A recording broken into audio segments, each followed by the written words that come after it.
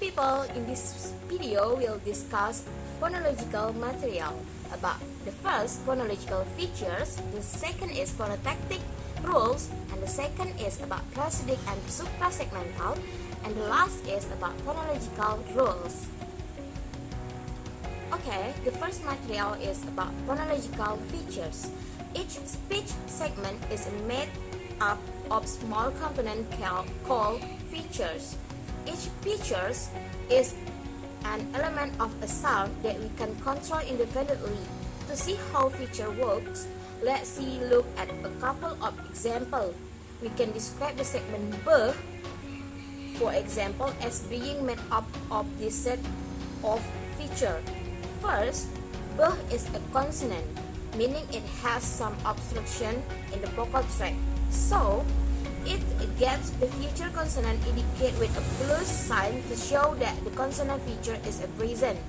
Looking at the next feature, sonorant, notice that indicate with a minus sign, meaning that B is not a sonorant. The feature sonorant, of course, has to do with sonority. We know that stop have very low sonority because the vocal tract is completely closed for stop, so stop are coded as a sonorant. Okay, this next set of feature has to do with the manner of articulation, and the feature continue tell us how a long sound goes on. Stops are very short sounds. They last for only a brief moment, so B gets a minus sign for a continuing. We also knew that B is not made by passing air through the nasal cavity, so it also gets a minus sign for the feature nasal, and B is a voice sound made with vocal force erasing. Okay, so each feature is something that we can control independently of the other with our articulators, and change just one feature is enough to change the property of a segment. That change might lead to a phonemic contrast within the mental grammar of a language, or it might just result in an element of the same phoneme. And function of feature: first, describe class of sound, and the second, distinguish phonemes, and the last, specify phonetic detail. Okay, the second materials about phonotactic rules is study of the sound and phoneme combination allowed in given language. The set constraint on how sequence of segment pattern. There are rules on the number and type of segment that can combine to form syllable and word which vary greatly from one language to language.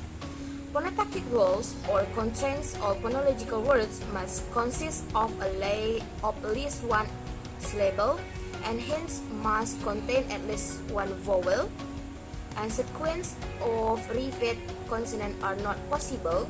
The vowel never occurs in one set of syllable, and the glottal fricative never occurs in the coda of syllable. The applicative and the glottal fricative do not occur in complex one sets. In the first consonant, in a two consonant, one set is not an S. The second must be liquid or glide, R, L, W, and J. The example of phonetic constraint after consonant like B, G, K, or P. Another stop is not permitted if a word begins with L or R. Every speaker knows the next letter will be a vowel. Okay, the third materials about prosodic and suprasegmental. Prosodic from Greek is rhythm, stress, and intonation of speech. Based on paragraph about prosodic in the part of phonetic, which is concerned with stress and intonation as opposed to individual speech sound or vowel and consonant. And prosodic stress is also often used pragmatically to emphasize or focus attention on particular words or the idea associated with them. Doing this can change or clarify the meaning of a sentence.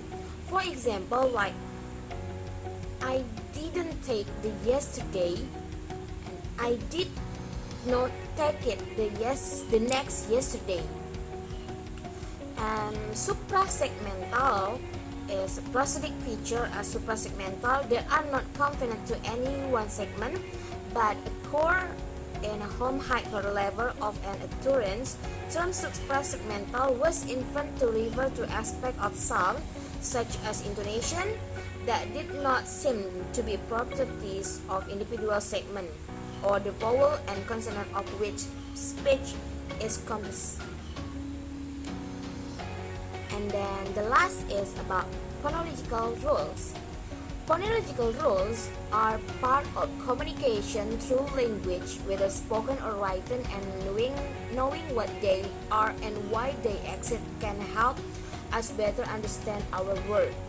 Understanding phonological rule is considered an important aspect in teaching English or working with people who have speech problem. And we must four types of phonological rules. The first is assimilation.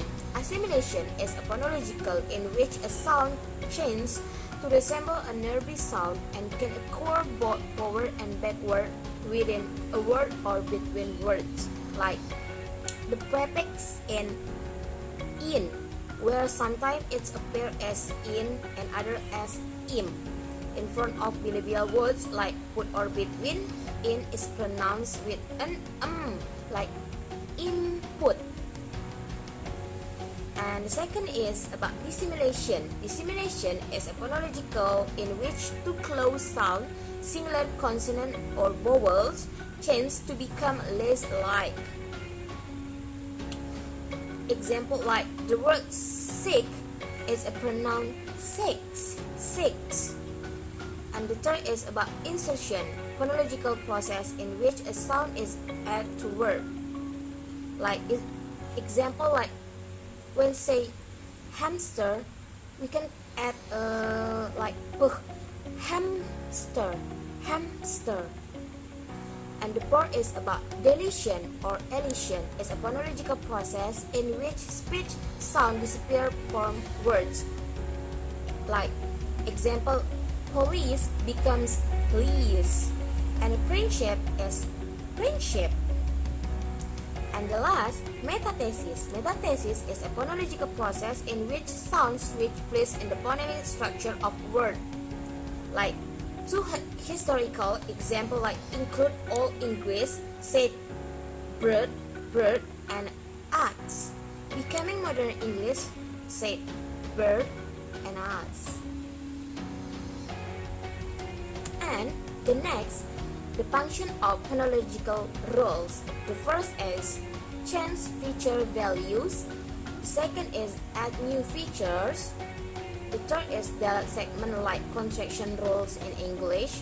And the fourth is add segments. The fourth is reorder segment. The sixth, phonological rules often refer to entire class of sound rather than to the individual sound. And the last is phonological rules are generated to account for what occurs in a language. To say English fluently, keep study with the sign of English Phonetic and Phonology. Thank you. Hopefully it's useful and happy watching. Bye!